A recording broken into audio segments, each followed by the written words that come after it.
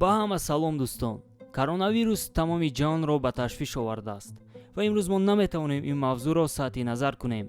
Коронавирус ва таъсири он ба футболи ҷаҳонӣ. Дӯстон, дар ин рӯзҳои мушкил барои тамоми ҷаҳон мо ба шумо саломатӣ хоҳонем. имрӯз мо ба шумо мехоҳем нақл кунем ки ситораи футболи ҷаҳонӣ дар Суперлигаи Хитоӣ чӣ рӯзҳоро аз сар гузаронида истодаанд. собиқ бозингари Тоттенхем ва Барселона Паулиньо айни ҳол дар дастаи Гуанчжоу Эвергранд ҳунарнамоӣ карда истодааст ва дуртар аз 1000 километр аз шаҳри Ухан, ки маркази ин вируси марговар мебошад, зиндагӣ мекунад. танҳо айни ҳол тибқи маълумотҳои расмӣ шумораи ба ҳалокат расидагон аз коронавирус 304 нафарро ташкил мекунад. шумораи сироятёфтагон бошад қариб ба 15000 нафар мерасад. нашрияи каталонии Mundo Deportivo бо Паулиньо оиди ин бемории хатарноки Хитоӣ суҳбат кард.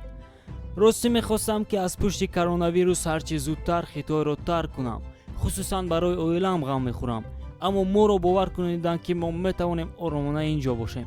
айни ҳол мо хубем. ба мо тавсия доданд ки танҳо дар ҳолатҳои нисбатан зарур аз хонаҳои худ бароем. оғози Суперлига ба вақти дигар монда шуд, аммо Лигаи Чемпионҳои Осиё идома дорад. бинобар ин мо ҳар рӯз тамрин карда истодаем ва маҷбурем ки ба Кореяи Ҷанубӣ, Япония ва Малайзия парвоз кунем.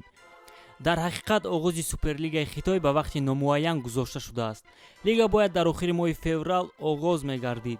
мо ба хулоса омадем ки оғози чемпионатро барои пешгирӣ ва мубориза бо коронавирус ба вақти дигар гузорем. мо мехоҳем саломатии мухлисон, кормандон, бозингарон, мураббиён, маъмурияти дастаҳо ва доваронро ҳифз кунем, гуфта мешавад дар баёнияи Ассотсиатсияи футболи Хитой. ҳамчунин чемпионати ҷаҳон оид ба варзиши сабук ба вақти дигар гузаронида шуд. он бояд аз 13 то 15 март дар шаҳри Нанкини Хитой баргузор мегардид.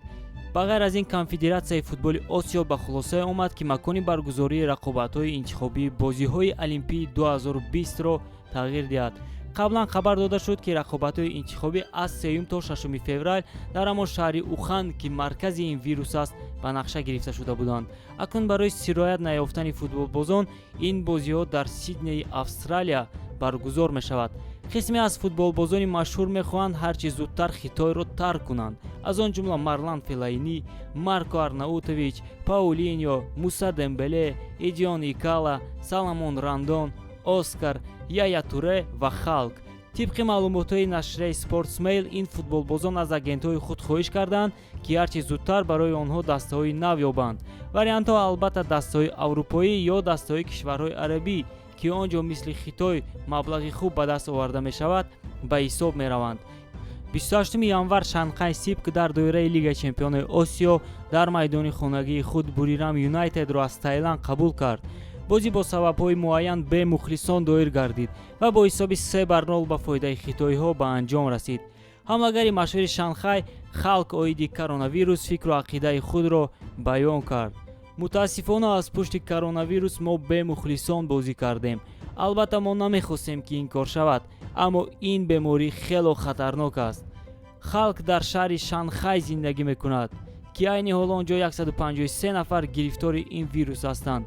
ҳукумати маҳаллӣ аллакай ҷашну маросимҳо ва тӯйҳоро барои бехатарӣ ба вақти дигар гузоштаанд, то мардум дар як ҷо ҷамъ нашавад. духтурон дар ин ҷо хуб кор мекунанд, мегӯяд Халк. дар рӯзи ҷашнгирии соли нави Хитоӣ 150 нафар духтурон аз шаҳри Шанхай ба Ухан парвоз карданд, то ёрии аввалини худро расонанд. оилаи худро ин ҷо гузошта ба маркази ин вируси марговар рафтан қаҳрамонист. назди онҳо сари таъзим фуруд меорам. онҳо қаҳрамонанд, мегӯяд Халк. дӯстон, ба ҳар яки шумо саломатӣ хоҳонам ва фаромӯш накунед ки эҳтиёт ними ҳаёт аст. боқӣ саломату сарбаланд бошед. хайр.